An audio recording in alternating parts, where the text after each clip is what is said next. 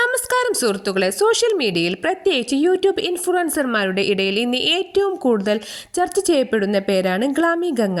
തൻ്റെ തനതായ ശൈലിയിലൂടെയും വ്ളോഗിങ്ങിലൂടെയും ലക്ഷക്കണക്കിന് ആരാധകരെ നേടിയെടുത്ത ഗംഗയുടെ വിവാഹം വലിയ ആഘോഷമായിരുന്നു. എന്നാൽ വിവാഹത്തിന് പിന്നാലെ ഗംഗയ്ക്ക് നേരെ ചില വിമർശനങ്ങളും ഉയർന്നു വരുന്നുണ്ട്. ഗംഗയ്ക്ക് അർഹിച്ച അംഗീകാരം ലഭിച്ചില്ലേ? അതോ ആളുകൾ പറയുന്ന പോലെ ഗംഗയ്ക്ക് അല്പം അഹങ്കാരം കൂടിപ്പോയോ? ഇതാണ് ഇന്നത്തെ വീഡിയോയിലൂടെ നമ്മൾ നോക്കാൻ പോകുന്നത്. വർണ്ണാഭമായ ചടങ്ങുകളോടെയായിരുന്നു ഗ്ലാമി ഗംഗയുടെ വിവാഹം നടന്നത്. തൻ്റെ കരിയറിലെ വലിയൊരു നാഴികക്കല്ല് എന്ന നിലയിൽ ഗംഗ ഇത് വളരെ ഭംഗിയായി തന്നെ പ്ലാൻ ചെയ്തിരുന്നു. ആരാധകർക്ക് വേണ്ടി എല്ലാ വിശേഷങ്ങളും ഗംഗ സോഷ്യൽ മീഡിയയിൽ പങ്കുവച്ചിരുന്നു. സാധാരണക്കാരെയും സെലിബ്രിറ്റികളെയും ഒരുപോലെ ആകർഷിക്കുന്ന തരത്തിലായിരുന്നു ആഘോഷങ്ങൾ.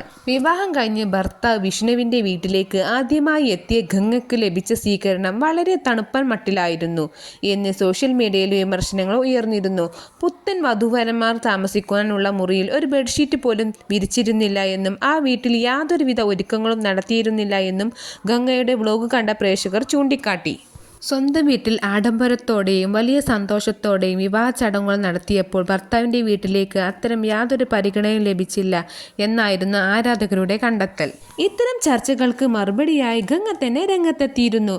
ഭർത്താവിൻ്റെ വീട്ടിൽ താൻ ചായ ഇട്ടുകൊടുത്താലേ അവർ കുടിക്കൂ എന്ന വാശിയൊന്നുമില്ല എന്ന് താരം പ്രതികരിച്ചു. ഷൂട്ടിംഗ് സൗകര്യത്തിനായി താൻ സ്വന്തം വീട്ടിലാണ് കൂടുതൽ സമയം താമസിക്കുന്നതെന്നും അപ്പുവിൻ്റെ വീട്ടുകാർക്ക് അത് അറിയാമെന്നും ഗംഗ വ്യക്തമാക്കി.